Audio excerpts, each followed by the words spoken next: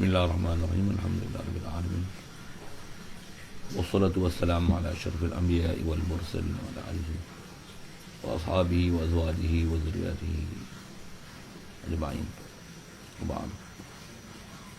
Qala Syekh Musannif rahimahullah taala wa nafa'ana bihi wa bi ulumil kitab. Wa yubadiru man marra bi fa'itin. Wa yubadiru bi fa'itin. Keselamatan. Hendaklah bersegera siapa fa'il tu, man marra, orang yang telah lalu, baligh muslim, baligh akil tu, yang tahir, hendaklah dia segerakan bi fa'itin, dengan bi fa'itin, bi salatin fa'itin, dengan sembahyang yang luput.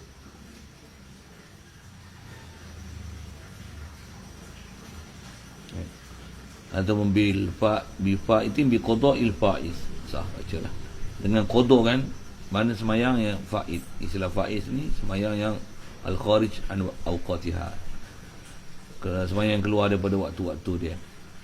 Wujuban mubadaratan wajiban, hendaklah segera, kan, sebagai segera wajib. Istilah segera wajib maksudnya tak boleh bertangguh. Macam bangun-bangun siang hari pukul 8 pagi, dia tak boleh tunggu zuhur tu qada. Ada orang pasien ni tu, zuhur tak gila qada. Tak. Ubadiru wujuban, wajib segera. Cuma dobit wajib ataupun boleh ada harus tangguh tu macam ni. Fa'id tu in fata bila uzrin, jika luput ia fa'id bila uzrin, dengan tak ada uzur. Tak ada uzur tu maksudnya memang dia dalam keadaan sedar, jaga, tinggal semayang dengan amidan, sengaja tinggal. Tu istilah tinggal semayang bila uzrin, tak ada uzur. Jadi wajib segera, maksudnya qada selalu tu. Jadi kalau contoh bangun tidur tadi tu, yang tu sunat segera.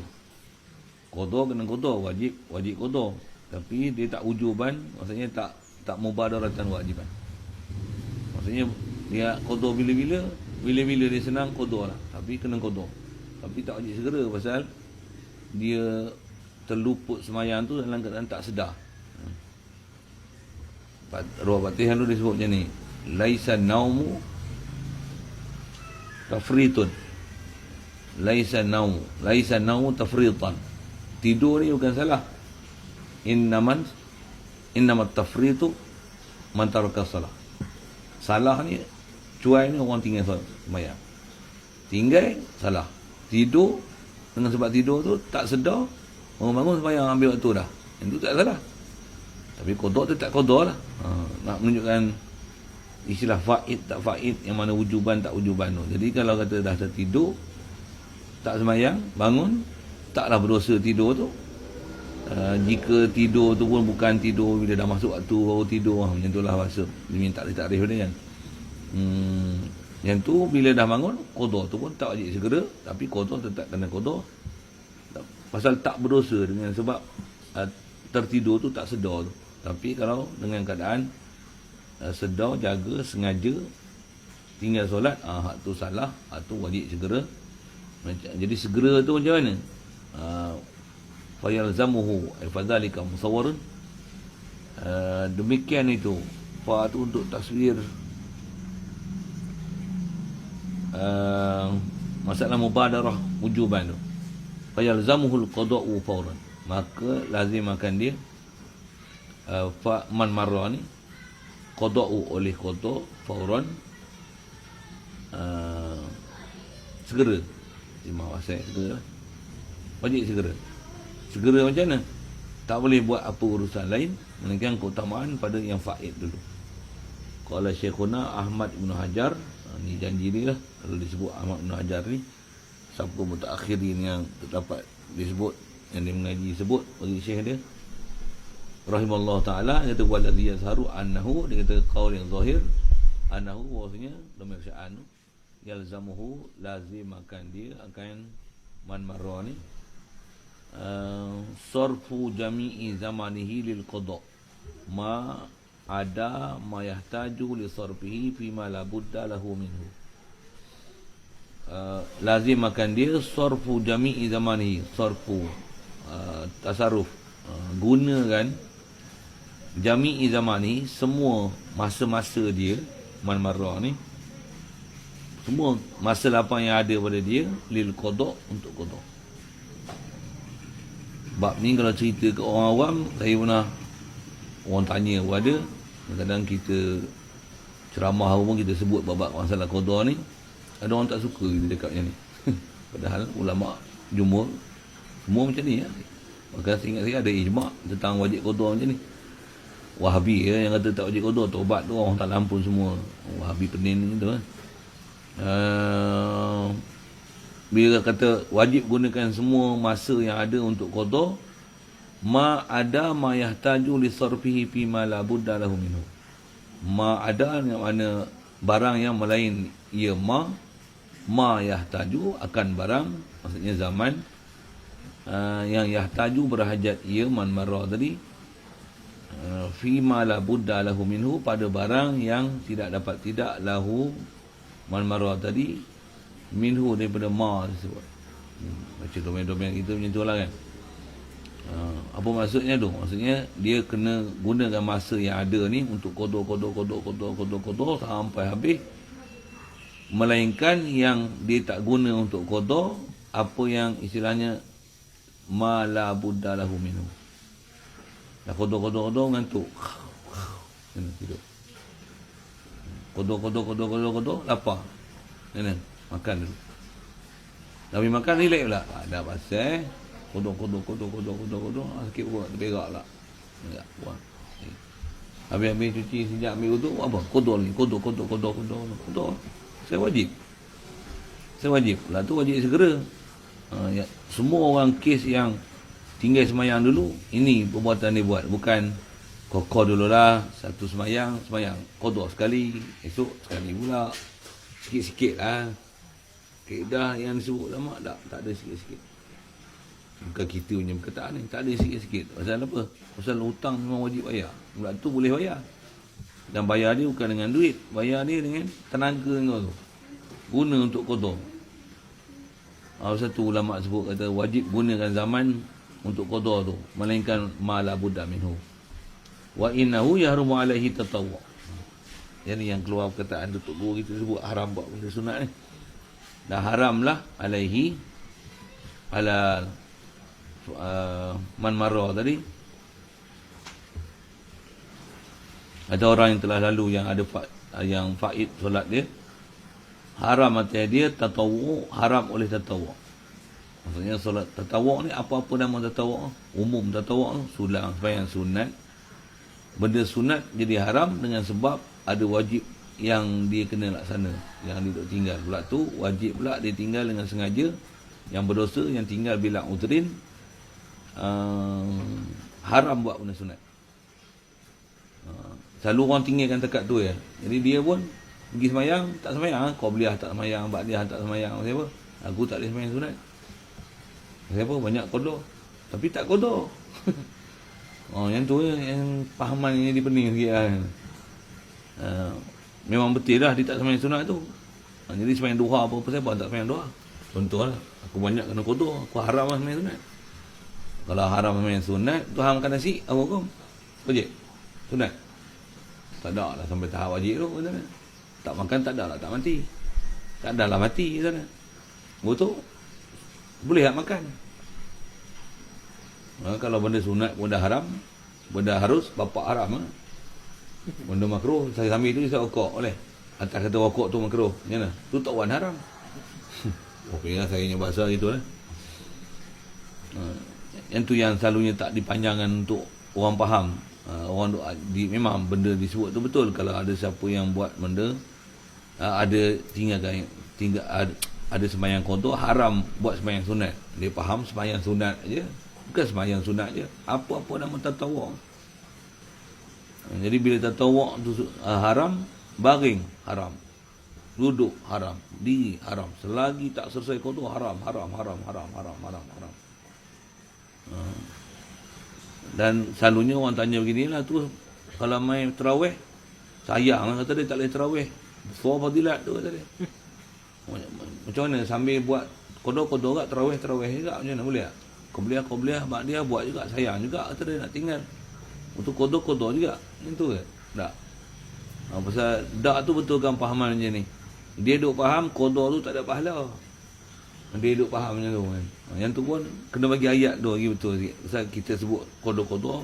Pasal ramai orang dia tersalah anggap qada ni tak ada pahala. Jadi nak dapat pahala buat sunat. Betul yang betul tak dia. Qada tu dengan sunat tu, qada tu pahala lagi besar daripada sunat dia buat. Wah dia tersentak sikit. Pasal saya biasa sebut macam tu, memang ramai yang tersentak macam tu. Pasal ramai orang duk faham qada ni tak ada nilai. Alah qada je pun sayang tak sunat ni. Dah sayang sunat apa? Sunat tu buat dapat pahala, tinggal tak berdosa. Allah. Kalau hak fardu ni mu tak qada berdosa. Jadi buat qada tu pahala. Pahala dia lagi besar hak sunat tu daripada hak sunat tu. Oh tu kan duk ingat buat qada saja. Yang tu bagi betul tu memang dia pulang qada. Duk tengok orang yang memang bila dah betul dengan cara dia berfikir tu, memang dia pulang qada. Memang nasi pun aku tak boleh makan lagi. Aku kena qada dulu. Baru kita cerita tu baru dia dapat, baru dia boleh absorb, baru dia boleh telan hukum tu. Kalau tidak kita cerita haram nak isap okok ni, tak tahu. Pasal dia tak faham prinsip qada tu. Memang bab-bab ni nak betulkan dia bab akidah, bab iman dia lah. Baik, jadi yahrumu alaihi tatawwu' wa yubadiru bihi nadban. Okey. Yang tu yang yalzamuhul qada' fauran. Wa yubadiru bihi istinaf tu, dan hendaklah bersegera man marra tadi bihi bil faid nadban ai mubadaratan manduban, sebagai segera yang sunat, infata bi uzrin, jika luput ia dengan uzur. Contoh kanaumin seperti tidur. Subuh tak terjaga. Jaga-jaga qada. Tapi ramai orang memang kalau dia faham dia qada selalulah. Orang bangun main subuh tu lah. Nak buat apa? Tapi macam mana wajib ke segerakan tu? Sunat segerakan. Maksudnya buat terus qada tu baguslah. Cantik sangat, elok sangatlah. Baik.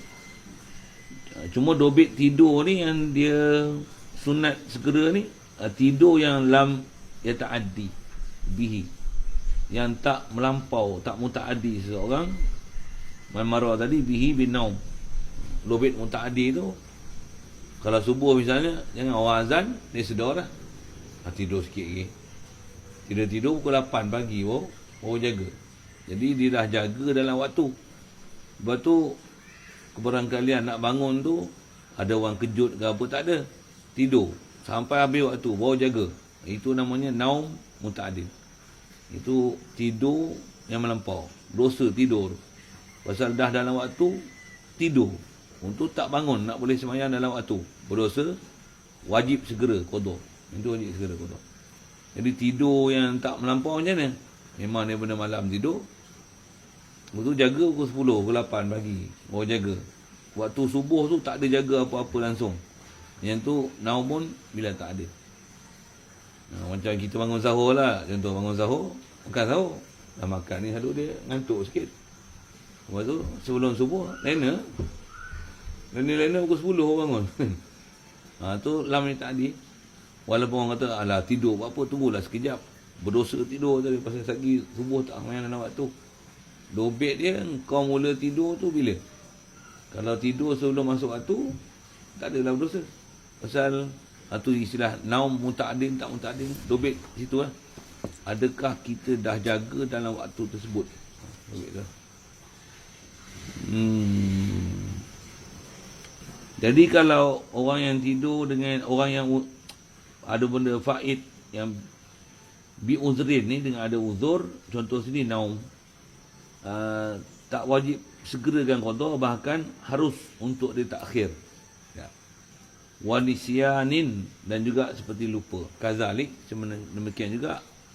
Masuk kazalik tu lam yata'addi, yang dia tak melampau. Boleh lupa yang melampau. Saja pergi katuk kepala, pergi lupa. Contoh kan. Bodoh yang kerja. Makan ubat sesuatu untuk jadi hilang akal. Saja. Ketum ke, nak masuk maghrib minum. Bagi subuh jaga.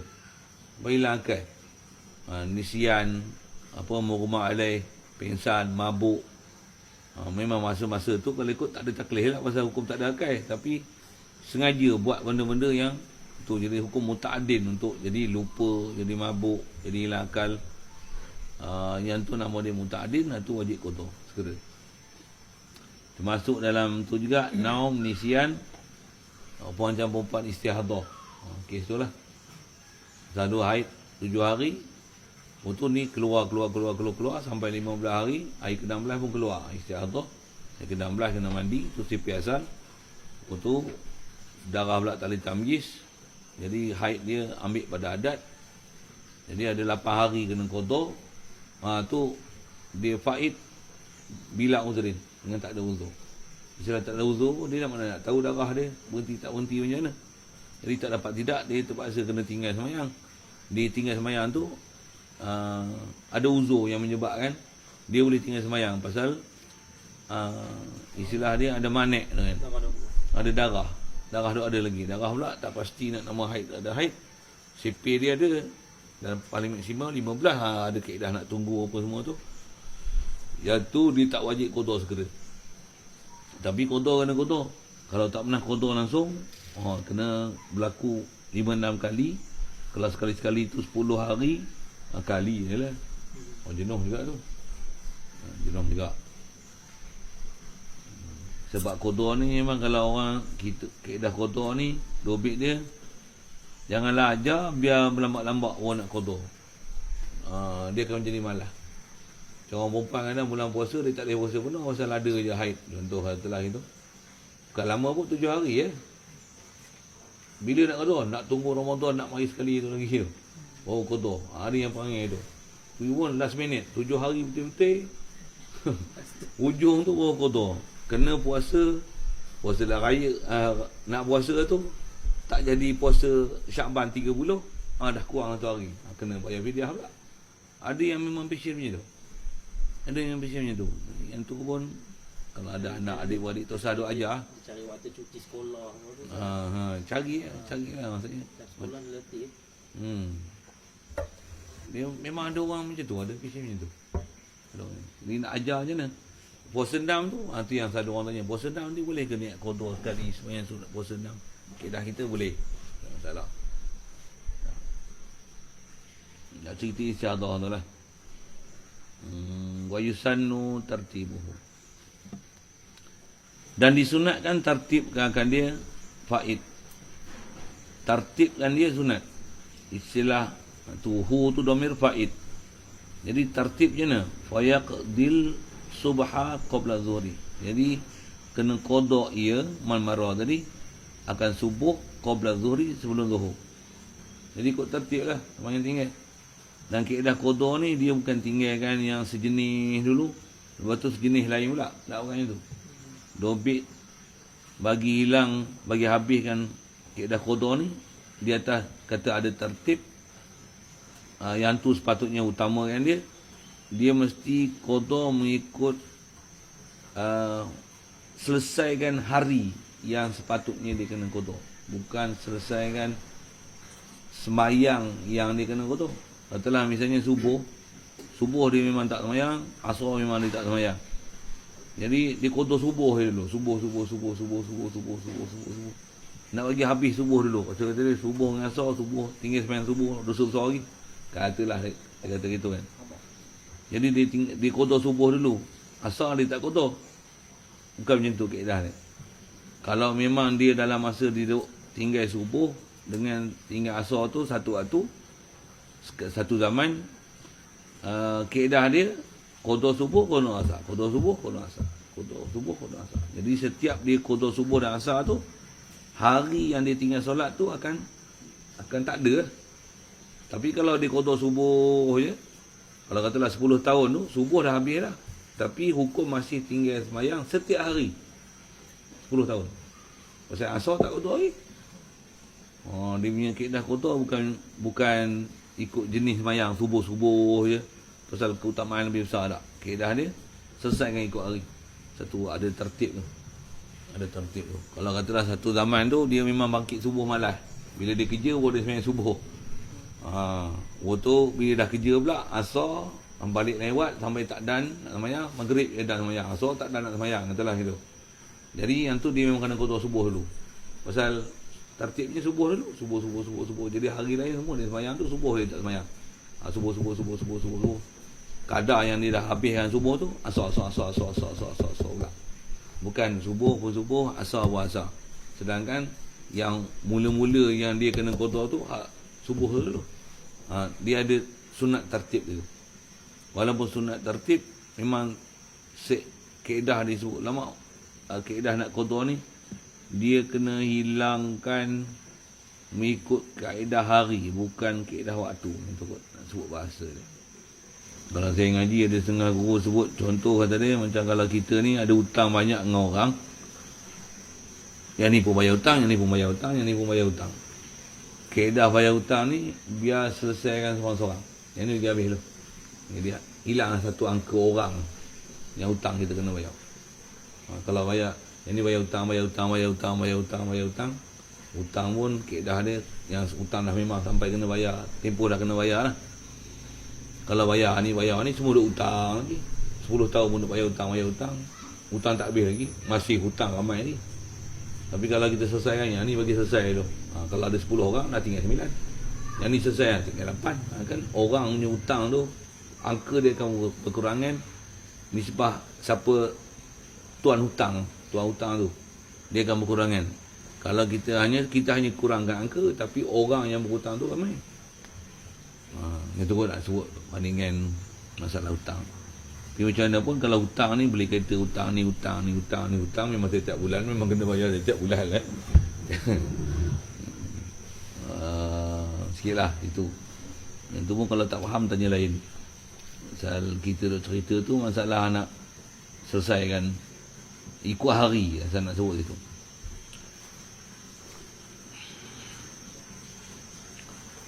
Wa yusannu tartibuhu wa taqdimuhu. Dan sunat tartib satu, wa taqdim, dan sunat takdimkan faid ala hadiratin, di atas salatin hadiratin, atas sembahyang yang hadir. Maksudnya sembahyang yang dalam waktu. Setelah masuk zuhur memang ada kotor yang kena kotor. Kotor tu memang dah wajib. Sembahyang dalam waktu, istilah dia waktu dia muwassa', luas. Pasal apa? Boleh awal waktu, boleh akhir waktu. Awal waktu pun masih dalam waktu, akhir waktu pun masih dalam waktu. Tapi kotor dah lepas waktu. Jadi nak sembahyang dalam waktu dulu ke sembahyang yang kena kotor dulu? Kaedah dia kotor dulu. Kotor dulu. Setelah 4.30 asar, 4.25 sembahyang zuhur hak tu. Atau 4.20 sembahyang zuhur yang waktu tu, yang tunai tu. Pasal apa? Pasal mendahulukan yang kena kotor, yang memang dah wajib, dah lepas bahkan kena kotor, adalah lebih utama daripada sembahyang yang dalam waktu yang waktu masih luas. Tu pun dobit dia la yukhafu fautuha, yang tidak ditakutkan fautuha akan luput akan dia hadirah. Jangan sampai ni sembahyang zuhur dia kotor asal 4.30, kotor pun 4.30 duk kotor lagi. Sembahyang yang tunai tu pun jadi kotor juga. Tu bangang. Buah ayat tu sikit lah. Tak ada ayat lain dah. Awak ngajar bahasa kasar gitulah. Tu bangang. Baik. In fata bi uzrin. Tu pun dobit dia jika luput dengan uzur lah. Yang dia nak kena kotor tu yang memang luput dengan uzur, yang memang dia sengaja tinggal dulu-dulu. Wa in khasyiya fauta jama'atiha, alam mutamad. Sekalipun takut ia man marati, orang yang telah lalu tadi, dia takut fauta jama'atiha, takut luput jamaahnya, jamaah hadirah. Semayang tu, semayang yang tunai ni dia tak dapat jemaah alam mutamad. Asal jemaah sunat. Yang ni yang kaedah dia al-wajibu la yutraku liman dubin. Benda wajib tak ditinggalkan kerana benda sunat. Apa lagi istilah kawan Fiqh sebut?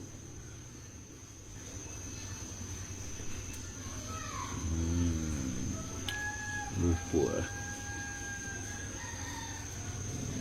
Itu antaranya lah. Tak ada kaedah kita benda yang wajib ditinggalkan dengan sebab buat benda sunat. Tak ada. Apatah lagi luput benda wajib dengan sebab benda sunat. Tak ada. Wa idza fata bila uzrin. Apabila luput ia faid tadi dengan tak ada uzur, fayajibu taqdimuhu 'alaiha. Maka wajib takdim. Jadi hukum asal matan sebut wa yusannu tartib wa taqdim, sunat tartib wa taqdim, yang tu infata bila bi uzrin. Qaid dalam matan yusannu tartib wa taqdim, infata bi uzrin. Tapi wa idza fata bila uzrin fayajibu taqdimuhu. Faham tu juga, bukan saja wajib takdim, fayajibu tartibuhu. Tartib tu. Kalau asal matan disebut dan takdim saja. Itu yang kadang baca matan tu kena ihtimal tu. Kena ihtimal macam ni ya. Jadi sunat tartib dan takdim infata bi udhrin. Jadi kalau wa iza fata bila udhrin fayajibu taqdimuhu. Bal fayajibu tartibuhu. Tartib dia. Alaiha ala hadir, di atas sembahyang yang hadir. Kemudian amma idza khafa fautal hadirati, adapun apabila takut ia memarani fautal hadirati, luputnya sembahyang hadir, taswir bagi khauf tu macam mana? Bi an yaqa ba'daha, dengan bahawa berlakulah jatuhlah ba'daha ba'du hadirah ni, wa in qalla, sekalipun sedikit, dia yaqa'u macam mana? Kharijal waqti, luar waktu. Contoh zuhur ni, dia kodok asar 4.30, dia semayang 4.25 tu, sebelum nak bagi salam as saja masuk waktu, walaupun sikit keluar daripada waktu, jangan sampai macam tu. Lebih dari itu. Jadi jangan cuai sampai macam tu pula. Jadi faham tu kena ada satu apa disebut general knowledge, ada pengetahuan am macam mana nak kawal kita punya pergerakan semayang dan qada, kena cerdik lah sikit. Betul kot kan. Macam mana kita nak naik bas, nak naik kapal terbang, kau tahu, kena tahulah waktu kau, jam kau kan. Cepat lambat apa minit tu, jangan sampai kena tinggal kereta api, tinggal bas. Betul kot. Dan ni pun jangan sampai tertinggal waktu yang sepatutnya kau kena semayang dalam waktu. Fayalzamuhu bad'u biha. Baik, kalau maka lazim akan dia. Jadi kalau dah sampai ada waktu yang tak celuh, sampai ada sebahagian daripada semayang yang keluar waktu, lazim akan dia oleh memula biha bihadirah. Biha bihadirah. Maksudnya asal 4.30, dia semayang tu dah 4.20, 4.23 dah, 24 dah, 25 dah. Semayang pula tu 5 minit katalah itu. Dah 25, kau tak boleh dah kau sibuk-sibuk buat kotor. Masuk dah semayang untuk semayang hadirah. Itu maksud dia. Kena mula dah semayang hadir. Wa yajibu taqdimu ma fata bi ghairi uzrin ala ma fata bi uzrin. Dan wajib mendahulukan barang. Faham ni, solat lah yang luput ia bila bi ghairi uzrin, dengan tak ada uzur. Yang ni wajib dahulukan dia ala ma fata bi uzrin, dia tak barang yang luput dengan tak ada uzur. Jadi faham tu, orang yang ada jenis kodok-kodok macam ni, dia kena ta'yin lah. Istilah ta'yin macam mana? Contoh, katalah subuh memang banyak tinggal. Ada subuh yang memang dia dah jaga subuh tapi tak sembahyang subuh. Ada subuh yang memang macam satu Ahad, dia pun bukan kaki bakit subuh, memang lebuhnya subuh, tapi tidur. Memang tak jaga langsung dalam waktu, tak ada niat bangun tu satu hal. Tapi memang dia tak jaga langsung dalam waktu. Jadi yang tu istilahnya ada uzur pasal tidur. Tapi kalau Isnin, Selasa, Rabu, Khamis, Jumaat, yang hari kerja pergi semayang tidak. Jadi qada hak mana? Qada yang Isnin, Selasa, Rabu, Khamis, Jumaat dulu. Qada dulu. Qada tu mana yang mana tinggal dengan bila uzrin ni dulu. Kalau contoh subuh je lah dia tak semayang, lain waktu dia semayang. Jadi qada perbuatan yang sama. Jadi macam mana tu? Dia kena ta'yin kan. Aku qada ni yang hari Senin punya, ini hari Selasa punya, ini hari Rabu punya, ini hari Khamis punya, ini hari Jumaat punya, Senin punya, Selasa punya, Rabu punya, Khamis punya, Jumaat punya. Ta'ajul kan sampai dah habis tu baru dia qada pula. Yang ni yang qada tidur hari Sabtu, hari Ahad. Hari Sabtu Ahad tu tak payah nak gimana. Qada yang mana? Hak tidur, qada hak tidur, qada hak tidur, qada hak tidur, qada hak tidur, qada hak tidur, qada hak tidur. Dia ta'ayun kan qada tu qada hak tidur. Jadi bab ni kalau bahas-bahas dalam kitab susah dia bahas dalam bab niat. Asal dia memang tak wajib ta'ayun pun. Tapi di atas kata ada yang ada uzrin, ada tak uzur, mati nanti nak kata dia qada tu qada yang uzrin ke ghairi uzrin, tak niat dia lah. Innamal a'malu binniyat. Ulama berhati sampai tengah tu dia bahas innamal a'malu binniyat tu. Sekali lalu sebutlah tu cara pelaksanaan dengan niat dia. Siap. Lepas tu wa in faqudat tertibu ali anahu sunnatun, sekalipun luput oleh tertib. Tertib tu luput sekalipun, pasal tertib adalah sunat. Tertib adalah sunat. Ini tempat yang tertib sunat lah. Maksudnya kalau contoh dia sembahyang subuh dia tinggal, memang kerja pergi tapi subuh dia tinggal. Jadi satu Ahad dia tidur, memang tak bangkit subuh, tapi Selasa Rabu Khamis dia tinggal pasal kerja. Bangun subuh ada, waktu subuh ada tapi tak sembahyang subuh.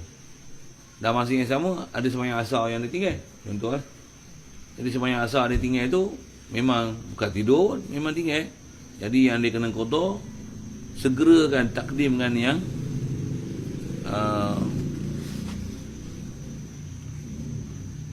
wajib takdimkan yang mana yang bila uzrin tu. Jadi kalau subuh Selasa Rabu Khamis Jumaat tadi contoh asar yang dia tinggal tu, itu subuh yang satu Ahad dia biar dulu. Pasal apa? Pasal yang tu biuzrin, pasal tidur. Asar yang dia hari kerja, dah hari tak kerja pun memang asar dia tinggal, padahal bukan tidur. Yang tu kena dulu. Jadi tinggalkan tertib yang nama hari tadi, ikut hari tadi kan. Bahkan kaedah dia kena utamakan mana yang wajib qada berbanding dengan wajib qada segera, yang wajib segera wajib qada yang boleh bertangguh. Tengok ayat dia. Jadi wa in faqad tartibu li anna sunnatun wal bad'u wal bidaru wajibun. Dan bersegera dalam bab macam ni wajib. Wal bidaru wal mubadaratu tu bahasa-bahasa yang dipakai lah. Maksudnya buat segera kan apa yang qada dengan bila uzrin tu wajib. Wa yundabu ta'khirur rawatib anil fawaiti bi uzrin. Dan dia kata sunat, okey ini satu kes lain pula. Sunat takhirkan rawatib, sembahyang rawatib ni qabliyah ba'diyah ni, anil fawaiti bi uzrin, daripada sembahyang yang luput dengan uzur. Rawatib tu tinggal. Contoh subuh tidur, tak bangkit langsung. Dia tak qada nak tunggu waktu zuhur orang nak qada. Jadi zuhur orang azan dah. Jadi ada qabliyah, dia pun pergi masjid. Nak sembahyang qabliyah dulu ke sunat qabliyah zuhur dulu. Sunat qabliyah tu sunat. Qada tu wajib. Tapi taklah wajib segera, maksudnya satgi pun boleh qada. Sunat takhirkan rawatib. Jadi qabliyah zuhur tu kemudian. Jadi qabliyah zuhur tu qada subuh dulu. Semua orang pelik sikit, main Jumaat pula tu. Awak qabliyah dia ada kunut. Lawak bodoh itulah kan. Ini pasal lah. Kita kalau betul hati kita luas dengan Allah Ta'ala, kita bukan kira makhluk pandang. Yang tu yang kena betul akidah tu. Yang penting Allah memang nak pandang. Kita kalau Allah pandang dua awal lagi lah kan. Tapi tak sebut atas tertib tu. Jadi lawak bodoh sikit gelak itu ni pasal lah. Okey. Nak sebut ada sunat tertib dia. Ada sunat tertib. Wa yajibu ta'khiruha anil fawaiti bi ghairi uzrin. Dan wajib takhirkan rawatib anil fawaiti bi ghairi uzrin, daripada sembahyang yang luput dengan ketiadaan uzur. Pergi kerja. Bangun lambat pula, kalau lagi tinggal bas lah apa, kena depan sekat tak dan waktu lah, tinggal sembahyang subuh. Untuk ada rawatib, tak rawatib pun sembahyang duha. Duha macam mana? Nanti duha nanti dulu, subuh dulu. Bahkan pergi kerja dulu pun patutnya tangguh dulu kan. Betul dia kata antara potong gaji dengan sebab lambat pansekat dengan nak sembahyang subuh. Ni soalan-soalan orang lama kerja lah kan. Okey dah. Subuh lah weh. Pansekat apa masalah sangat. Sebab dunia je, keedah kita tengok dalam hadis, siapa boleh sembahyang sunat. Sembahyang sunat subuh pun kalau jaga sembahyang 2 rakaat sembahyang subuh lebih baik daripada dunia dan isi dia. Walaupun kau pancekat hari tu, walaupun kau tak boleh kerja hari tu, gaji tak ada hari tu, walaupun rumah terbakar hari tu, kau boleh sembahyang sunat subuh, boleh jaga sembahyang subuh, lebih baik daripada dunia dan isi dia. Aduh, apa pancekat. Selalunya manusia yang hidup sengkit ni selalunya tak jaga hubungan dengan Allah Ta'ala. Selalunya tu nak jaga sangat pancekat, tapi hubungan dengan Allah Ta'ala tak jaga.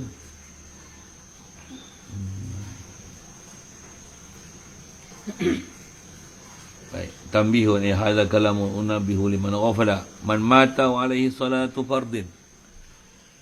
Dan siapa yang mati, buat orang mati wa alaihi dan tertanggung alaihi, ala tu ala takalluf, tertanggung ala man mata ni, ala mayyit ni salatu fardin, oleh tertanggung atas dia oleh solat fardu. Maksudnya ada solat fardu yang lam tuqda, yang belum diqada. Tak kena. Jawab tu, dia tu jawab. Man mata wa alaihi salatu fardin, jawab dia. Lam tuqda wa lam tufda anhu. Kaedah asal kita dalam mazhab tidak diqada daripada orang yang mati ni, walam tufda dan tidak dibayar fidyah anhu an mayyit alaihi salatu fardin. Dia mati dalam keadaan ada sembahyang fardu yang dia tinggal. Kaedah kita asal mazhab yang muktamad dipakai, sembahyang dia tak ada kita qadakan dan tak ada fidyah di atas sembahyang yang dia tinggal. Tak ada fidyah sembahyang. Tak ada kita kena qada sembahyang orang mati. Tak ada rasa. Dia kena, itulah bahasa ni. Siap. Itu asal mazhab kita. Tapi wa fi qaulin, bila ibarat wa fi qaulin ni qaul dhaif lah. Dia serupa macam kita selalu jumpa waqila, qala ba'du ulama annaha tuf'alu anhu. Bahawasanya solat ni, solatu fardin ni tuf'alu anhu, diperbuatkan solatu fardin ni anhu, an mubadalah, ganti daripadanya mayat tadi. Maksudnya awsa biha au amla, sama ada yang tuf'alu anhu awsa biha, telah wasiat ia man mata ni, mayat tadi, biha dengan dia, faham tu, bi salatu fardin, yang disuruh qada, amla ataupun tidak. Menyebut kaul ini hakahu Ubadi Anis Syafi'i. Ini pun janji dia, kita baca semalam. Kalau tak ada kaul muktamad, dia akan sebut siapa ulama-ulama mutakhir yang belakang yang ada sebut lain daripada kaul muktamad. Jadi maksudnya muktamad yang pakai tak qada tadi, tak ada istilah qada, tak ada kaedah fidyah ba'd semayang. Jadi antara yang kata ada qada Syekh Ubadi daripada mazhab Syafi'i. So qada ke so fidyah ke awsa. Wa awsa biha Ustaz. Situ awsa biha fidyah.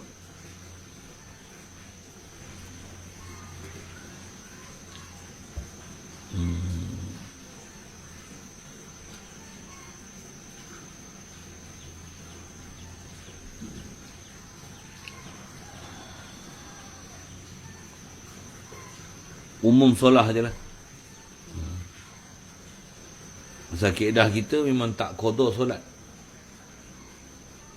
Tak, kaedah sangat dalam mazhab kita Syafi'i, tak ada orang dia tinggal sembahyang, bila dia mati tak sembahyang, kita qadakan sembahyang untuk dia. Tak ada. Kalau puas haji kan untuk dia, ada. Puasa kan untuk dia, ada. Tu pun kita dalam mazhab Syafi'i biasanya orang tak buat puasa qada untuk si mayat. Yang dia tinggal pun tinggal kerana uzur sekali pun. Selalunya fidyah. Dari segi praktikal dah tengok yang tu. Yang ada kalau buat untuk si mayat, haji. Haji. Itu ada. Itu ada. Jadi umum biha tu, awsah biha bisolat. Kata dia, aku ada tinggal banyak semayang ni, 20 tahun dulu aku bukan semayang, ni je baru tobat, kata ni. Ni pun nak mati dah, rasa tak lama dah aku ni. Aku mati kalau keluar lah duit. Bayarlah fidyah semayang aku 20 tahun tu. Satu trailer lah kita. Berapa kan? Awsah biha. Kalau dia wasiat, memang pasal ada wasiat tu. Macam mana pun, asal kita wasiat pun kalau tak ada dalam kaedah mazhab kita, tak tunai wasiat tu. Macam tu kan. Tapi atas wasiat yang ada, atas kila yang kata ada fidyah bagi semayang dalam mazhab kita Syafi'i, tunaikanlah wasiat tu. Pasal apa dia kata pun bukan sebarang, dia khabari kerana ada hadis. Kalau kat luar bila sebut hadis ni, ditekan ni lah, ada hadis. Kaedah itu ada hadis sekalipun, jumhur dia ambil hadis ni macam mana. Janganlah tengok aci hadis je. Hadis sahih lah, riwayat Bukhari tu. Nanti dulu riwayat Bukhari pun am khas mutlak muqayyad nasih masuk, dah tengok. Lepas tu dengan nas-nas yang kuat lagi berbanding dengan masalah tak ada qada, tak ada fidyah tu, tengoklah macam mana kan. Kita dah, ulama dah kata dia qaul dhaif, yang ni dalam bab kita dalam mazhab Syafi'i adalah kaedah bahas-bahas dia sebut hadis tu pasal memang dia orang takkan cakap mengikut akal dia orang saja, mesti ada sandaran-sandaran dia macam mana, sama ada kaedah nas sendiri atau ijma' ke qiyas ke. Siap dia khabarin fihi, itu je lah kita sebut. Wa fa'ala bihi subkiyu, dan telah perbuat bihi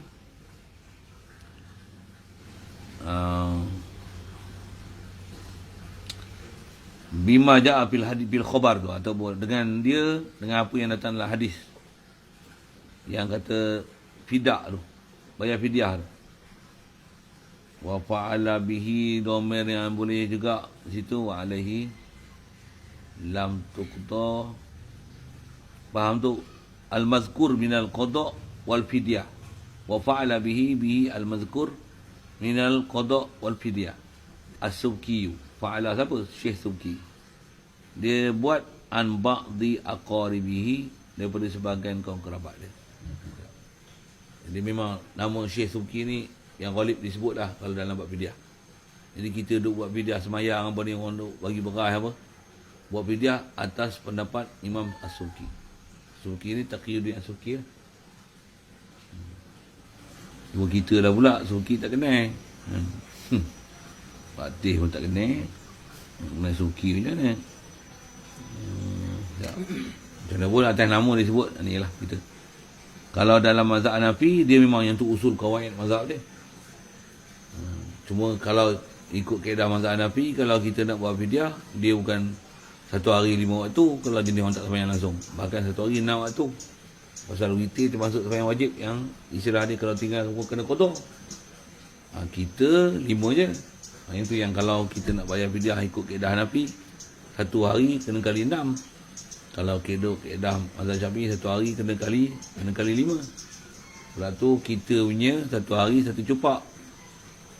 Hanafi pun 1 hari 1 cupak. Cuma cupak kita dengan cupak Hanafi beza dari segi kuantiti dia. Cupak Hanafi dengan cupak Syafi'i, saya tak perhati je mana cupak besar lagi. Kalau cupak Hanafi tu besar lagi, jenuh lah bayar dengan kaedah Hanafi kan. Tambah pula dia kata 1 waktu bukan 1 cupak, 1 gantang, jenuh lah kau. Segudang kita, bukan? Kalau pendapat bengong macam Perlisi tu, Sari kata dia, oh kalau gitu senang lah orang kaya tak sembahyang. Bodoh, aku bukan sembang bab-bab macam tu kan. Itu kan masalahnya tu. Itu kan masalah senang tak senang orang kaya boleh bagi beras tak bagi beras. Itu kan cara situ kan. Hukum lah. Kalau yang dia boleh sebut kata orang kafir pun kita boleh bagi dalam korban. Senang lah, gemuk lah orang kafir bagi dalam korban. Ya, kita cakap macam tu. Itu balas cara dia bercakap lagi, betul?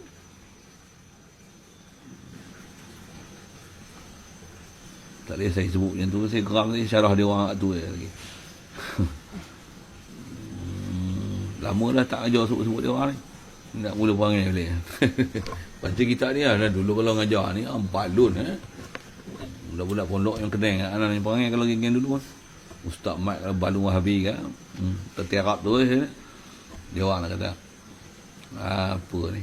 Memang dulu jenis barat ni tu, muda lah kan. Ni dah tua lah, 50 lah kan. Dulu bayar nak kalau umur 30 saya baca kitab macam mana. Balung gila kan. Apa yang Wahabi. Empuk mampu tak bangkit lah.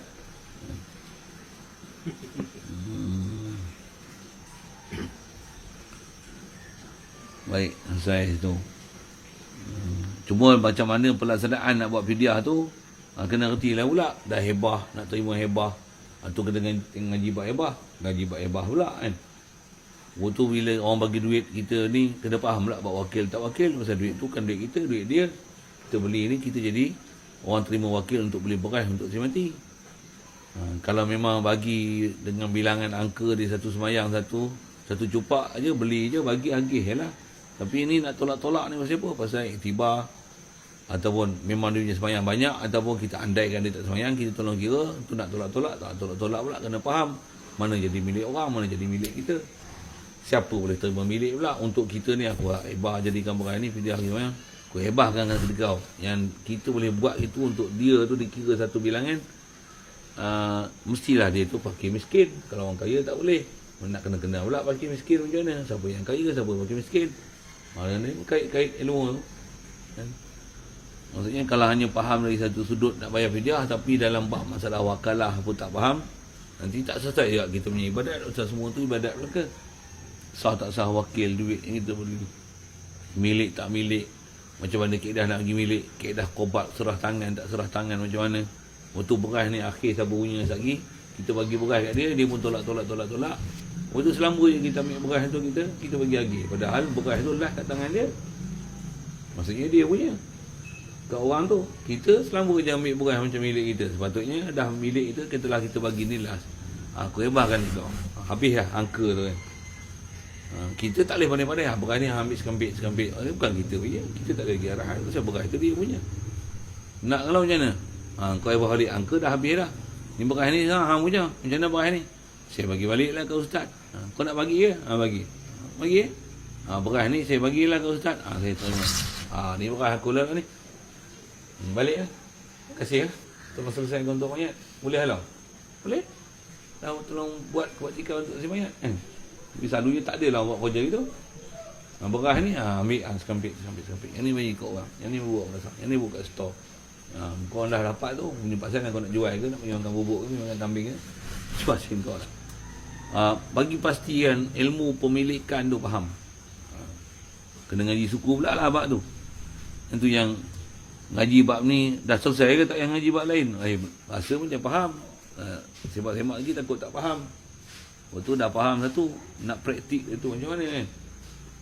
Pasal dia ilmu ada praktikal dia. Kena tengok satu praktikal, tengok macam senang buat, tapi bila kita buat tak reti. Pasal kita tak dapat ilmu lengkap. Macam mana nak selesaikan dia. Kadang-kadang masalah kira pula. Macam mana nak kira ni? Tak pandai lah nak kira. Ada orang lain pula tukang kira, kita tak pandai kira. Satu hari pula. Semayang satu hari, puasa satu hari, pasal dia ada berganda. Macam mana nak kira dengan gandaan tu? Okay. Dia kata setiap ilmu tu dia berkait antara satu sama lain. Ada je kaitannya. Baik. Wa yu'maru mumayyizun asal matan. Disuruh akan mumayyiz biha bisolat li sab'in. Kerana 7 tahun. Ini asal matan. Dia sebut kanak-kanak walaupun tak wajib, tapi dia sebut tanggungjawab wali. Waliul amri atau waliul amri ni wali kanak-kanak, waliul sobi, wali bagi kanak-kanak. Jadi yu'maru zusiban, diperintah, disuruh zusiban, orang yang memiliki sifat kekanakan. Yang tu kalau nak terjemah tu zusiban zakarin aw unsa, lelaki atau perempuan, mumayyizin. Dobit dia mumayyiz. Mumayyiz dan lisab'in, 7 tahun tu asal mantan.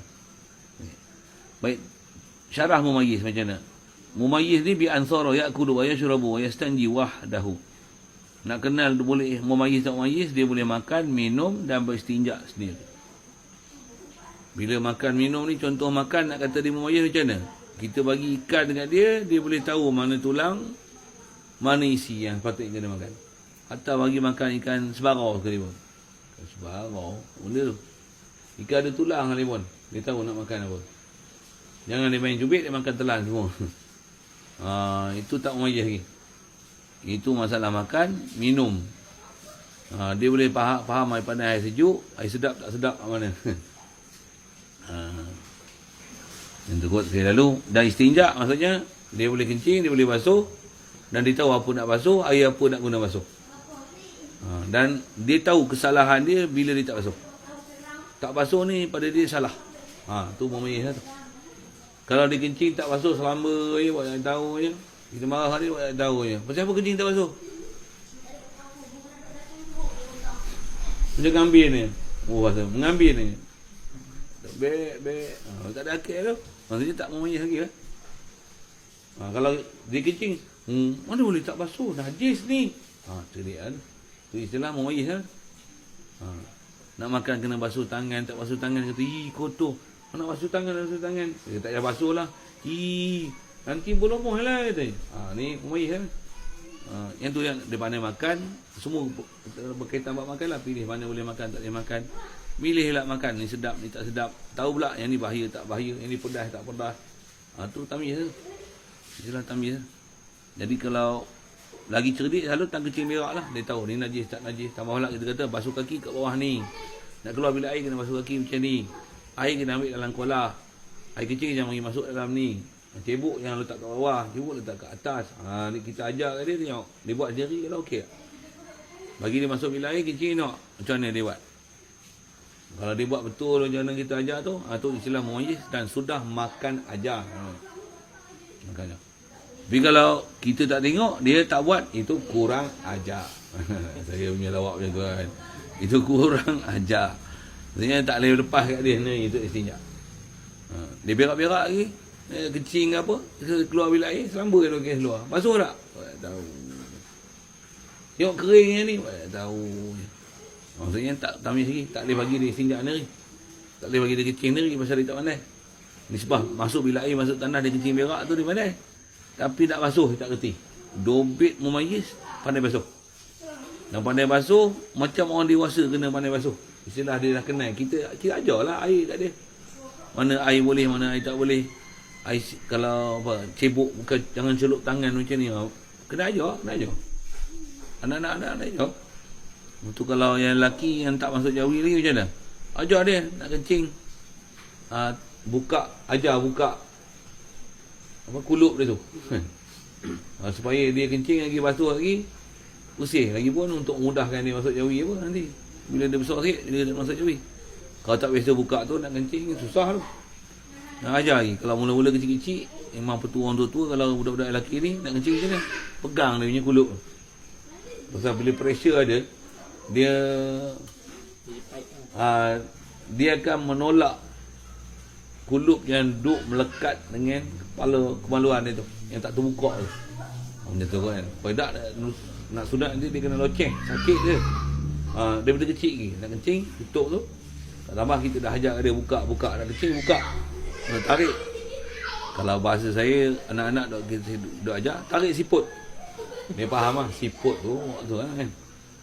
Bahasa siput tu pasal tasbih musyabah bi kuih siput. Dia sorok tu. Dia menyorok lah. Dia bukan menyorok tu kan siput, kuih siput tau. Macam mana rupa kuih siput? Kan dia berbelang-belang itu. Cuba tengok budak-budaknya siput. Sopan. Wajah Sabah di situ. Siput dari sini menyorok. Satu hal, butang boleh menyorok, siput je. Itu pun macam istilah. Nak syarah kat mana, tengok wajah Sabah kat mana. Itu syarah tasbih sikit. Tarik siput. Basuh. Dua air. Kencing duduk. Ajar. Bagi dia kencing sendiri, dia buat betul. Itu sudah makan ajar, tu tamyiz. Kalau dia tak buat macam tu, itu kurang ajar. Itu tak pandai rasanya. Belum tamyiz. Kalau jenis masuk kolah ni, dia tak upaya. Dah tua-tua pun kena masuk tak. Dia memang minat masuk kolah, berenang. Umur 10 tahun, 9 tahun dia tengok mak bapak dia tak ada, dom puf. Tu kau nasihat lagi mana pun. Dia minat terjun, dia terjun.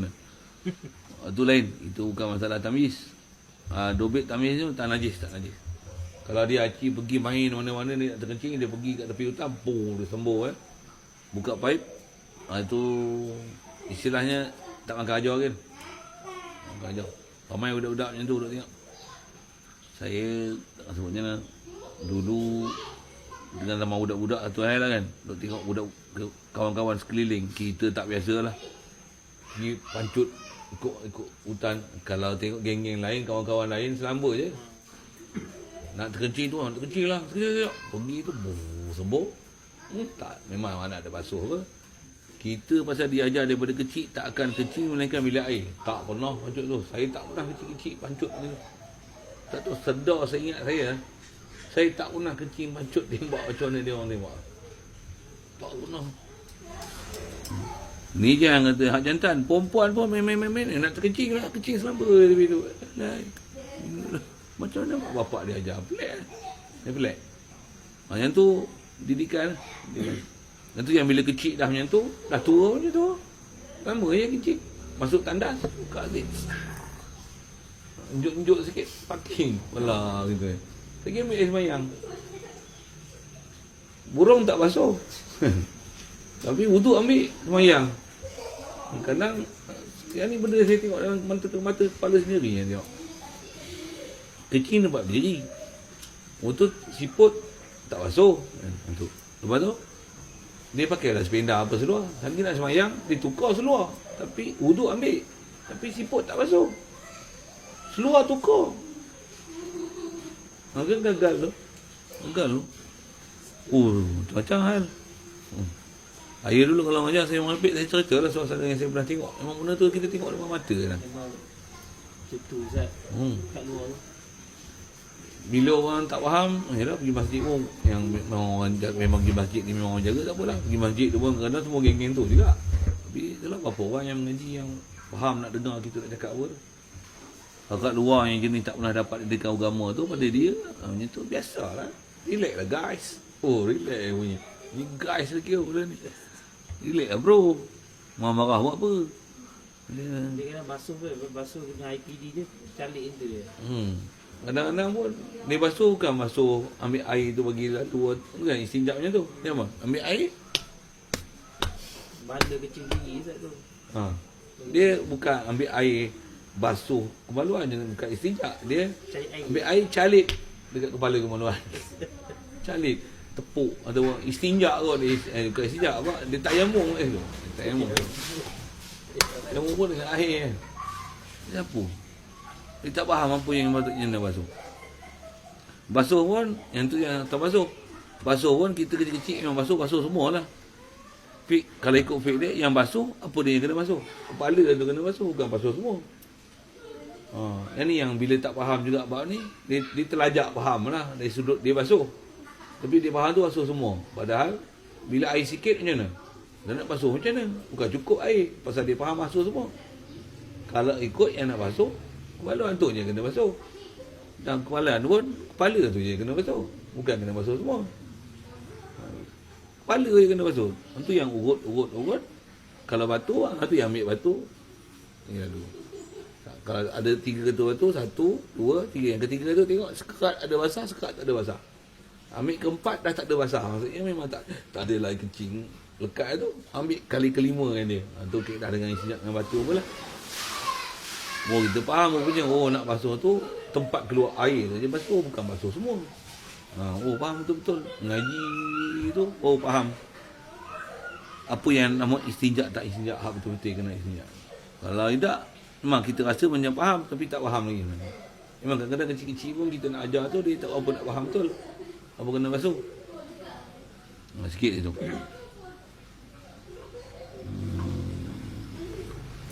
Tu yang dobit nama memayis ni wayastanji wahdahu. Jadi kalau umur 60 pun tak kerti kencing macam ni, maksudnya tak memayis lagi lah. Dia tak boleh istinja wahdahu. Kalau wahdahu pun tak SOP istinja. Yang tu kot nak bodoh nak pasal SOP dah ni. SOP istinja tu tak betul. Maksudnya belum memayis lagi. Dah balik lah, habis balik dah pun. Dari sisi sudut tu ya, tapi kau punya bab kencing belum tamyiz pun lagi. Belum tamyiz. Dulu saya ngajar, saya selalu syarah tu. Habis balik, selalu saya sebut tu. Balun je. Saya dah habis balik lah. Bak air tak kerti tak, sinjak tak mana. Baik. Ayajibu ala kulli man kullun. Wayajibu ala kullin. Wajib atas setiap seorang. Jadi disebut wayuk baru zu siban. Wayuk baru mumayyizun. Jadi disebut dengan majhul. Yuk maru. Di majhul tu, mumayyizun tu naik fa'il. Siapa fa'il dia? Tak sebut. Itu yang ditakdirkan. Wayajibu, jadi wayuk maru maksudnya wayak muru kullun min abawain. Tu wayajibu ala kullin, wajib ala setiap seorang min abawaihi, daripada dua ibu bapanya mumayyiz. Wa in ala, dan sekalipun ke atas, datuk, nenek, moyang, monyet ke atas lah.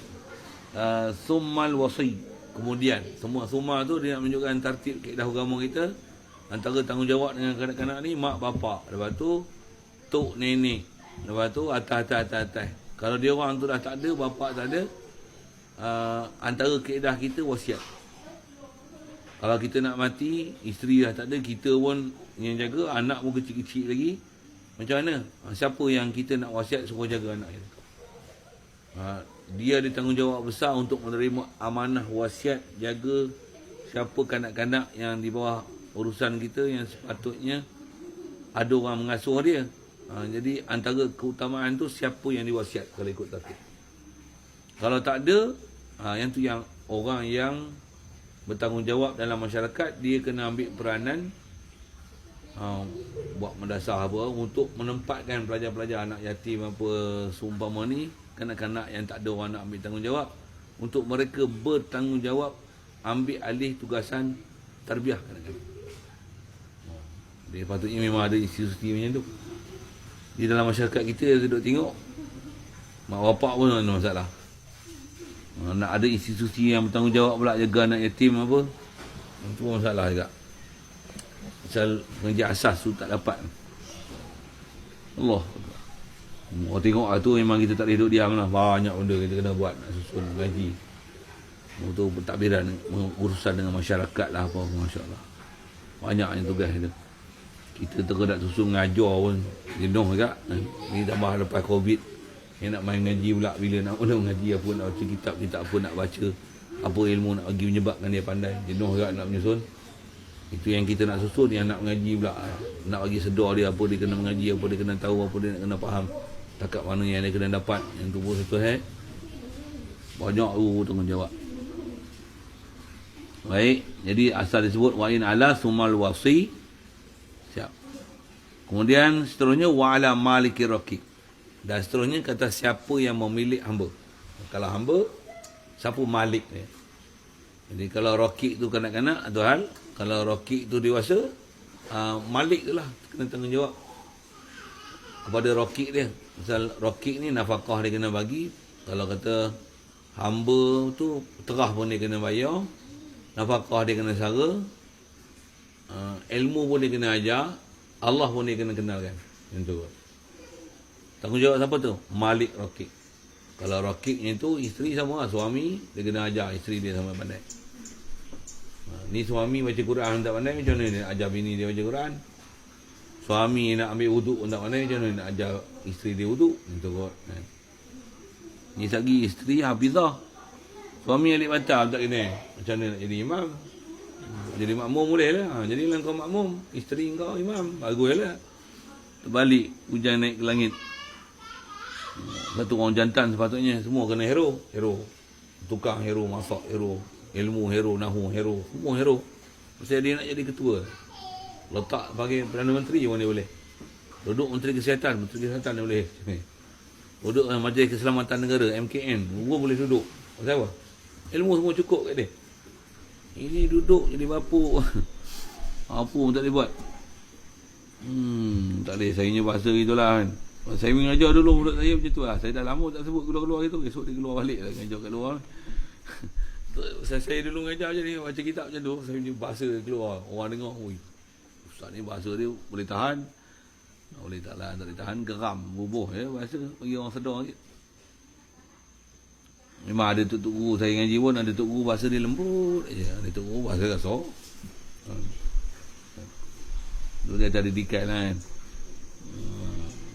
Baik, jadi asalnya wajib atas mak bapak, datuk apa orang yang tu syarah tolong syarahkan begitu juga Raqiq Malik Raqiq ni suruh bis solat ai bis solati walau qadaan walau kana solatu qadaan, sekalipun sembahyang tu sembahyang qada, tanggungjawab atas wali.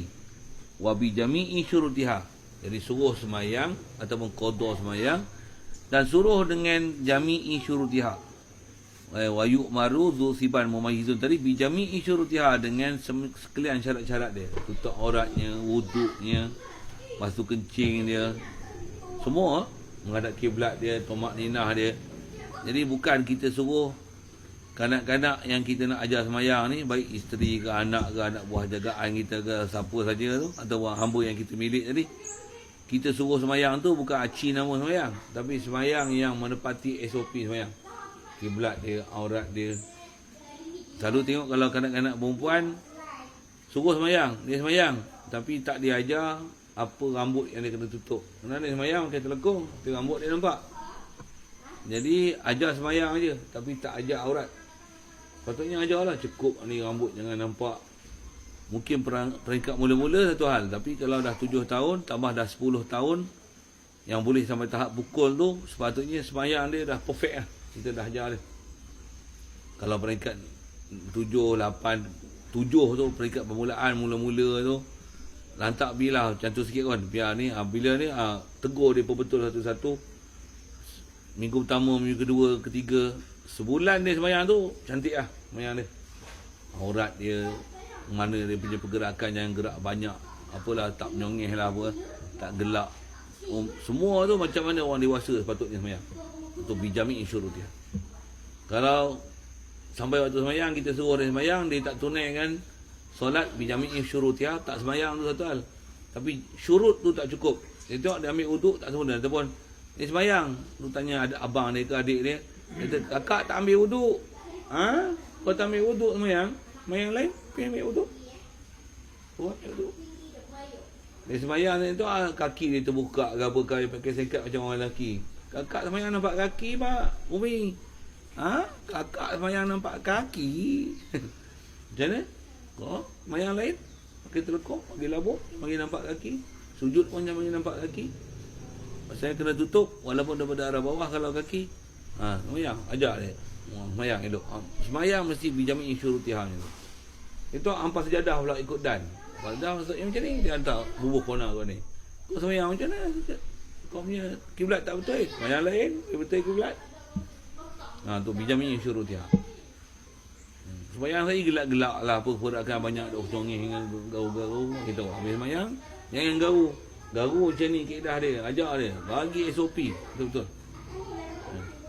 Tak pakai mask pun orang sibuk. Ni kena pakai mask solat, tak boleh masuk ke hari. Kau wajib pun. Apa nak sebut, yang tu pun orang sibuk bagi cukup SOP, tambah solat takkan tak bagi cukup SOP. Jangan buat tak apa, buat main-main melepaskan apa betok di tangga. Itu kot. Bukan melepas batuk di tangga. Betuk di tangga, betok di tangga. Kalau ikut sebutan itu Jawa tu omong cor tu kan. Betok di tangga. Beri bahasa Melayu sikit. Semalam tu saya duduk kelahi dengan Afif. Kelahi dengan Afif, dia duduk buat kerja sekolah dia tu. Harapkan pagar-pagar makan pagi. Pagar makan padi. Kita pagar lah. Muhammad ada tegur. Mana pula pagar? Pegar lah. Tak jadi tanya abah. Tanya abah kan. Tak ada kelahi lah. Ada pula pegar pula. Pagar lah. Harapkan pagar-pagar makan padi. Mana pula pagar? Tu saya buat.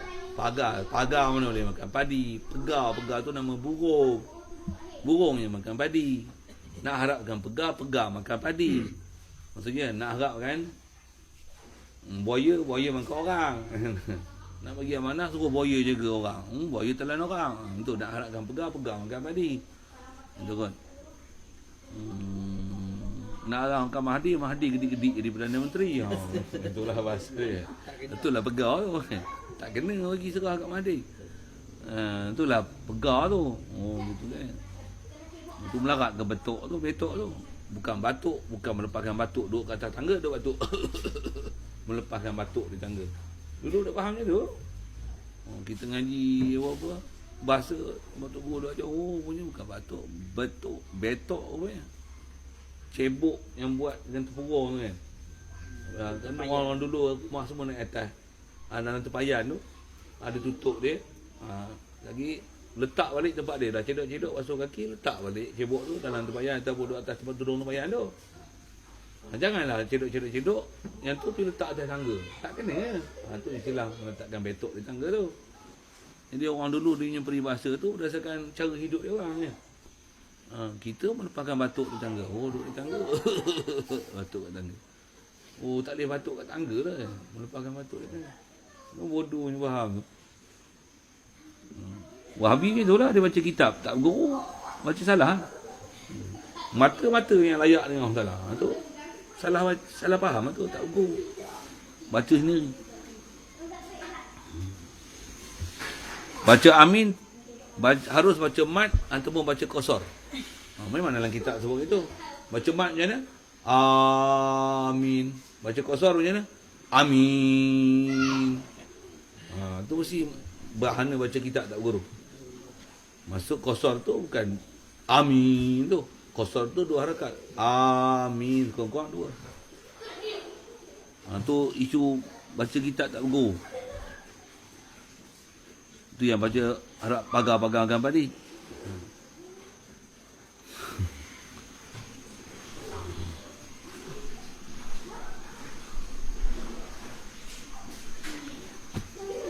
Jadi asal yang sebut orang yang bertanggungjawab tadi dia kena suruh solat walau qada dan bijami syurut. Syarah tu bijami syurut ni.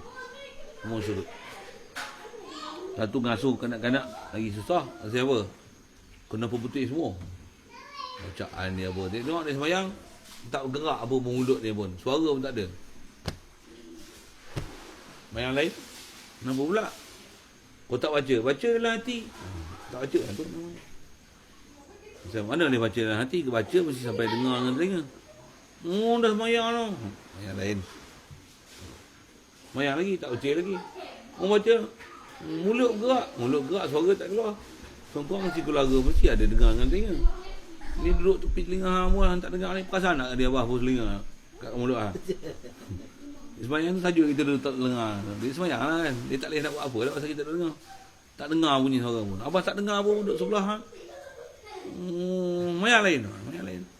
Ni keliru betul. Tu pun depan kita. Depan kita depan betul. Belakang kita tak betul. Tak tamis lagi kan. Maksudnya dia belum terima ajaran. Belum terpelajar. Masih kurang ajar.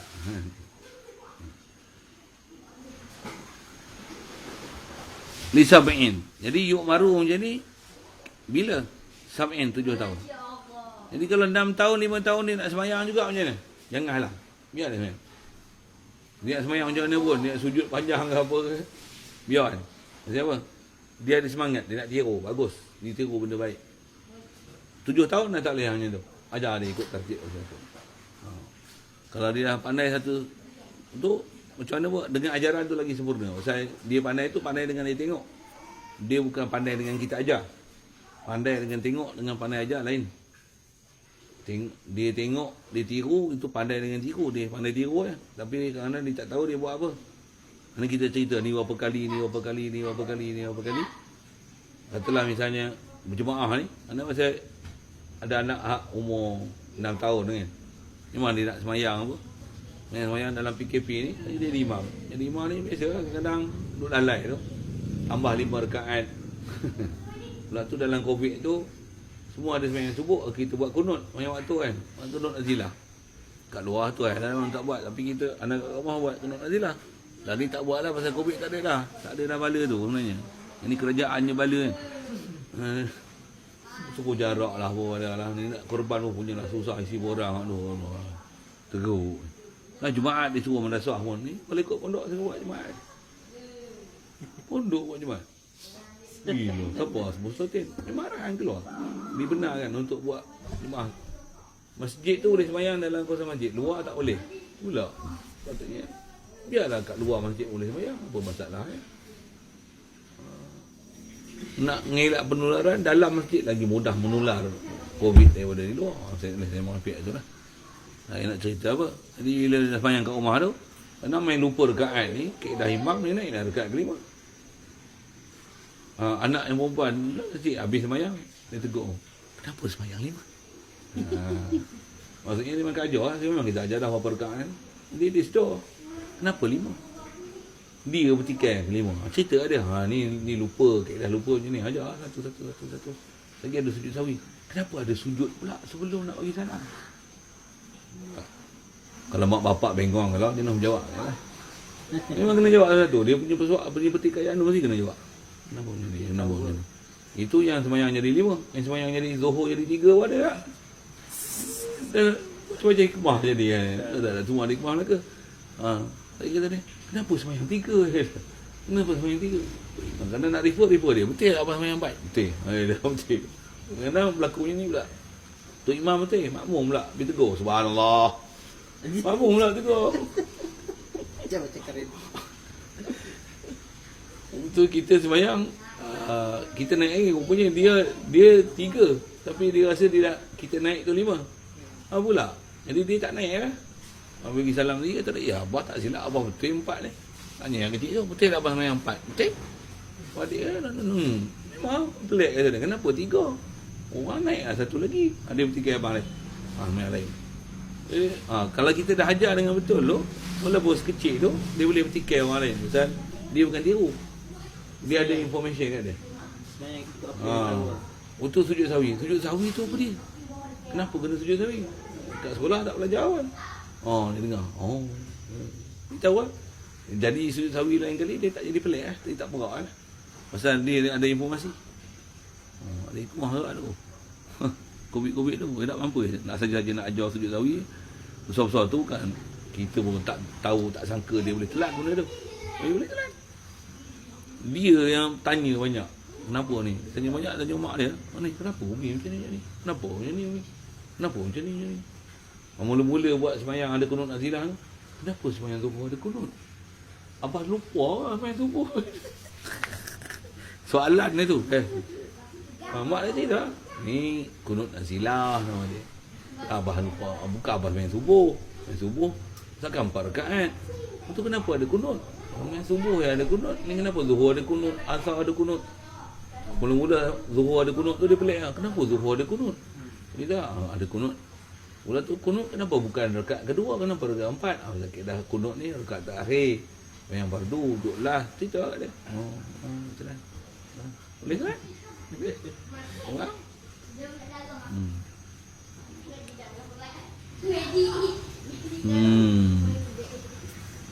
Dia yang kata kena ajar dia.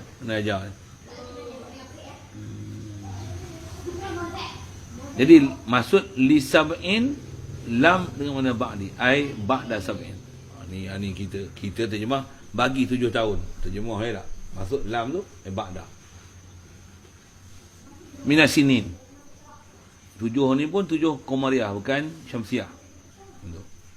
Kira Islam. Nak kira-kira tu ai inda tamamiyah. Jadi maksud li sab'in inda tamam, ketika tamam. Dobik kita pun asal tamam, betul-betul tamam hari dia 7 tu. Kiraan 7. Wa in mayyaza qablaha, sekalipun dia dah tamyiz qabla sab'in, sebelum 7. Jadi sebelum tu suruh tu tak sah. Dia nak buat galakkan. Sanjung dia atas keinginan dia buat ibadat. Biasa kan dia. Tapi 7 tahun dah kena suruh. Habis wayam bagi ma'asiratil amri at-tahdidu. Dan sayugia berserta dengan sirah suruh ni katanya, bayang waktu dah masuk ni, bangun, ambil wudu, tutup aurat, hendak kiblat lagi betul, sejadah lagi betul. Sirah amri tu satu hal. Wayam bagi ma'asirah amri ni fa'il lagi yang bagi tahdidu oleh tahdid. Istilahnya ancam. Terjemahlah haddada ni ancam. Semayang elok-elok. Jangan 3 buat 2, tak ada tomak nina. Khotan. Jangan khotan lagi. Khotan 10 tahun nanti tu boleh khotan. Jangan 7 tahun khotan. Ancam khotan umur 7 tahun. Buat tak betul, otak. Tak sembahyang, otak. Dah 7 tahun. 10 tahun nanti baru boleh otak nanti. Istilahnya mesti ada tahdid. Tak sembahyang ni berdosa, masuk neraka. Nabi tak suka. Tak ngaku umat esok. Dia tak faham pun macam pasal. Dengar, dia dengar tahdid tu. Berdosa. Mayang macam ni. Kena tutup aurat, kena ambil wudu. Kecing kena basuh. Ni esok kaki ni kalau tak basuh kecing, bawa najis, habis satu rumah najis. Lalu ada titian sirat masuk dalam api neraka tak? Pasal apa? Duk pergi najis satu rumah. Dia dengar lengur dia.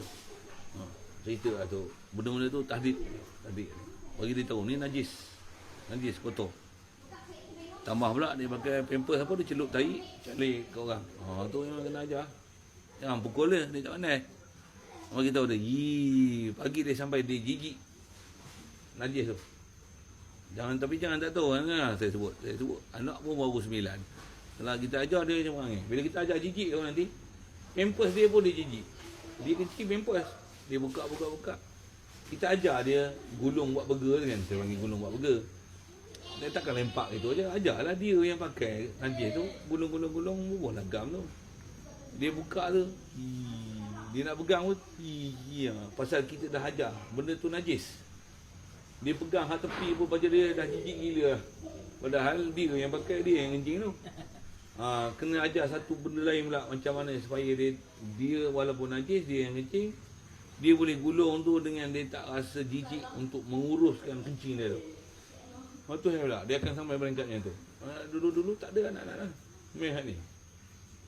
Hak nombor 8. Hak umur 6 tahun tu. Dia memang cukup jijik sangat. Kalau dia kecil-kecil, dia buka pampers, buat muka tu. Kita suruh dia gulung buat burger tu, dia buat nak tanah. Kena ajar satu proses lain supaya dia nak gulung. Ambil, pegang elok-elok, lipat. Dah ajar kan. Umi dia terpaksa kena jekah gitu. Tu pun kalau dia seorang, mampu dia tak lipat. Suruh pergi ambil balik. Dah dia yang letak tu. Ni proses didikan. Benda tu kat luar tak dapat tu. Dalam rumah ni kita akan melalui proses tu.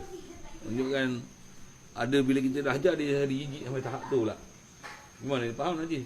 Dia tengok tiap ayam dia ada najis tu. Bagus faham najis tu. Tapi suruh basuh dia tak nak pula dah. Dia sampai tahap tu. Kentut walaupun tak bau, orang kentut sana, sini dia tutup hidung dah. Padahal dia bukan bau pun, jauh pun. Seberang laut pun, laut Cina Selatan bukan dah bau. Tapi dia tutup hidung sangat dah. Bau belum tentu datang tak datang. Tapi dah ajar benda tu busuk, ni kotor, ajar adab jangan kentut depan orang. Dia dah tahu benda tu. Kentut je. Sampai macam tu pula. Sampai buat lawak pula lawan kentut. Pun bunyi kentut ketiak lah. Macam-macam pakai budak-budak kan. Kita akan tahu, perangai manusia ni tak sama. Ini macam ni, ini macam ni. Tu baru 9, belum 90. Sikit nak sebut tahdid tu. Wa yadribu darban ghayra mubarrihin. Dan hendaklah memukul ia. Kita baca wa yudrabu, yu'maru wa yudrabu. Pasal tadi yu'maru yudrabu lah. Kalau baca dengan syarah boleh je baca. Tapi asal matan yu'maru dhu mumayyizun wa yudrabu. Dan dipukul dengan dia. Faham bina majhul tu, fa'il tu dihazaf, mestilah kembali pada tadi lah. Bapak dia, datuk dia, siapa wasi. Ikut tertib tadi. Wa yudrabu darban sebagai pukulan ghaira mubarrihin. Mubarrih. Pukulan yang tidak melukakan. Pasal darbu kanak-kanak ni dia lah darbu takdibin. Dia bukan darbu mubarrihin, bukan pukulnya nak meluka bagi patah kan. Pukul nak ajar adab je. Tapi ajar adab pun berbelang juga ke badan tu kan. Dari kecil-kecil tu yang kena pukul selalu kena pukul dengan lidi je. Lidi nyor lah, lidi menyapu kan. Dia bukan pukul hak belah lembut tu.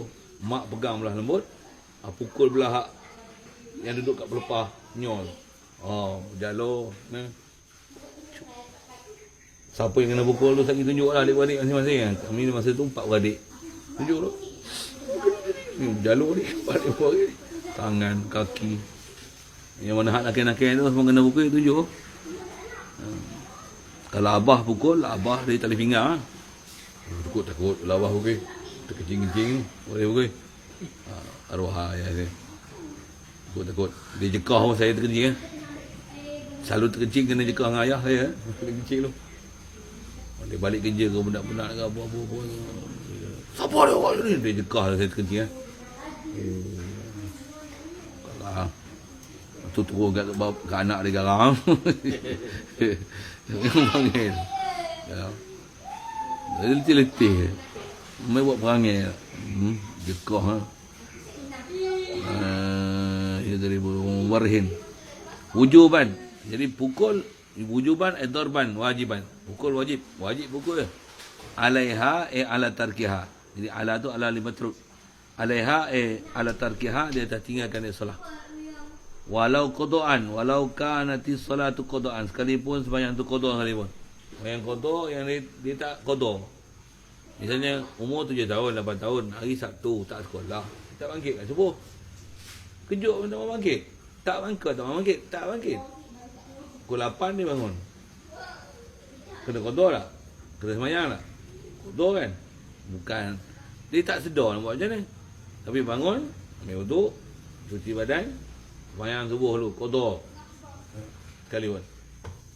Tu 8 tahun, 9 tahun, 10 tahun, tak bangkit subuh apa-apa, tak ada orang jaga, kejut jaga apa. Itu pun memang dia tak bangkit. Golek macam mana pun simbayar, dia tak bangkit. Dia bangkit tidur, sembahyang. Tak sembahyang, ikut. Walaupun qadaan. Jadi ajar daripada kecil lah, jaga sembahyang dia sampai macam ni. Tu pun jenuh juga. Jenuh maksudnya pengalaman kita ngasuh anak kan. Dalam rumah macam ni. Kalau kita memang dia memang terima makan ajar betul-betul, kita tak kejut pun dia boleh jaga solat. Tapi nak cari yang betul-betul macam tu payah. Kalau kita ada azan ni, aku keluar dah azan. Tapi dia dah biasa macam tu sampai satu tahap nanti, tambah pula dia bergaul dengan kawan-kawan, azan pun tak peduli. Jenuh jerit. Balik. Tak dengar orang azan tu. Jenuh sama cekah tu. Bila besar, lain. Dia ada pengaruh kawan tak. Walaupun kecil-kecil kan, dengar azan je, ya, siap. Waktu 5 minit sebelum azan, siap. Tunggu. Kata dah, abah nak pergi masjid, abah main kat rumah. Kita bagi dah tahu peraturan macam tu. Kecil-kecil boleh. Dah besar tak ada. Oh, dia ada pengaruh kawan, main, leka, lalai. Senang tu, nak asuh lagi betul-betul. Tambah nak bangun subuh, nak bangun sendiri, nak jaga waktu sembahyang sendiri. Senang. Walaupun dah asuh dah kecil tu. Dah kita hantar asrama, hantar pula mak hantar pergi apa je ni. Kat madrasah dia boleh buat. Balik rumah, subuh pun tak kejut, tak bangkit. Tubuh langit runtuh, tak bangkit juga. Sayangnya bahasa itulah kan. Dan saya sebut tu nak kenen-kenen hak keliling saya. Itulah kan. Jenuh bangkit subuh. Tak kejut kalau tak bangkit. Dia sendiri dia nak bangkit atas inisiatif dia punya, rasa dia tanggungjawab dengan Tuhan dia tu. Jenuh. Kata duduk pondok ni, dia punya special dia apa? Memang main. Orang yang memang nak mengaji, orang yang memang nak betul diri. Memang dia memang tak. Kita tak payah kejut. Yang mana yang memang mari bukan dengan iradah dia, tu jenuh bila kan. Jenuh. Tepuk dinding pondok malakang. Oh! Ini bahaya. Tunjuk nombor lagi dah. Apa tiba-tiba aku tahu nak ngomong kau apa. Dia. Kalau orang yang faham tu, tak payah. Dia pula tukang kejut orang. Bangun, subuh, solatu khairun minan naum. Bangun. Dia tahu tanggungjawab dia.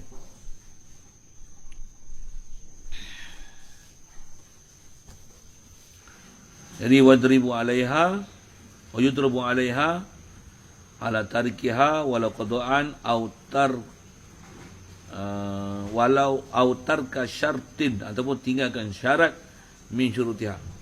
Dia sebut tak tutup aurat, tak ngadap kiblat, tak wudu, pergerakan banyak, tak ada tomak ninah, semua bacaan tak didengar, tu semua syurut-syurut dia. Bila yudrabu 'alaiha li ashrin ay ba'da istikmalha. Jadi lam tu dekat mana? Ba'da. Selepas daripada sempurnanya ashrin lil hadis sahih, kerana hadis sahih. Dan hadis ni dipakai dalam nak faham ahkam. Badal hadis tu, muru sabiyya bis salati idza balagha 7 sinin wa idza balagha 10 sinin fadribuhu 'alaiha. Muru, suruhlah oleh kamu sabiyya. Jadi khitab muru tu bapa tadi lah, datuk, siapa wasi, siapa ustaz, murabbi yang untuk jaga kanak-kanak ni. Muru sabiyya bis salati idza balagha 7 sinin, bila sampai ia sabi ni 7 sinin. Jadi 7 tahun masih panggil sabi lagi. Wa idza balagha 10 sinin, bila sampai ia sabi ni 10 tahun, fadribuhu, pukullah kamu hu sabi, alaiha ay ala tarkiha. Ya. Yang ni hadis riwayat yang macam ni disebut ni. Kalau masuk duk ingat dalam kepala, duk sebut untuk dulu. Muru auladakum bis salati wa hum abna'u 7 wadribu 'alaiha wa hum abna'ul 10. Baca riwayat lah kan. Nanti yang kena hadis satu-satu riwayat apa tu apa elok-elok lah, itulah. Pasal nak sebut hadis, kalau ragu kaedah dia, sebut apa yang lafaz tu au kama qala. Au tu supaya nak jaga adab. Kita takut kita kata Rasulullah kata, tapi lafaz tu tak sama macam Rasulullah sebut. Yang au kama qala maksudnya au tu supaya nak adab, jangan mereka-reka sabdaan yang Rasulullah tak pernah sebut sabdaan. Walaupun kita sebut tu betul, tapi di atas adab nak jaga cermat, au kama qala, walaupun memang yakin hadis. Au kama qala adab, tak aduban. Pasal bahaya sangat Rasulullah tak sebut, kita sebut, kata dia sebut. Bahaya tu. Ya.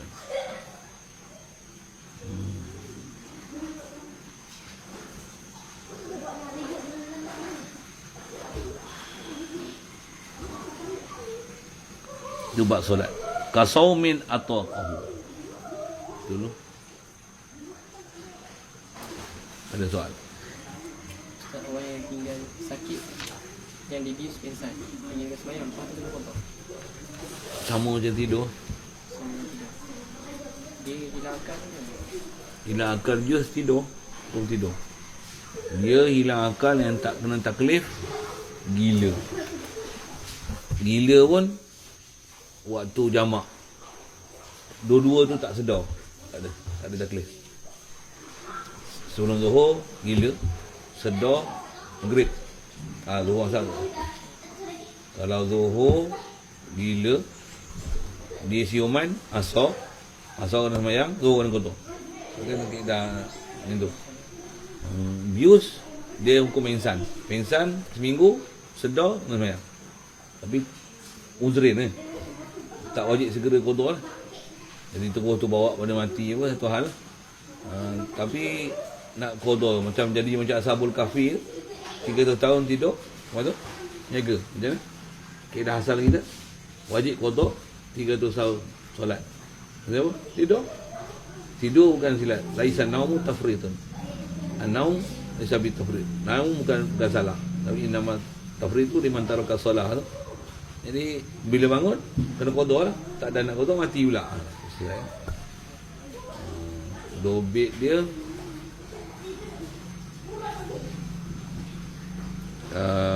dia bukan yang tu, bukan hilang akal yang hilang taklif langsung macam orang gila dan orang haid kan.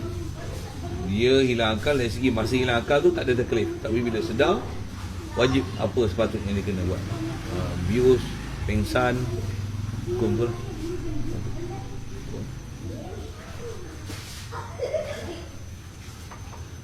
Bismillah.